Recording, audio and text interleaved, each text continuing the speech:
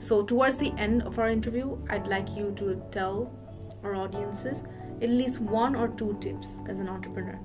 So when it comes to entrepreneurship, much like life, I believe, Jay, when you want to do something, say that you will do it instead of I'll try to do it.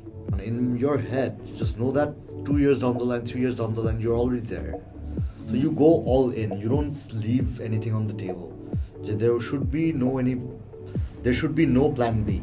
Because if you have a plan B, which is good, Then you're not going to go all in for plan A. exactly, mentally you've already failed. Yeah. Right, so you're preparing yourself for failure by planning a plan B.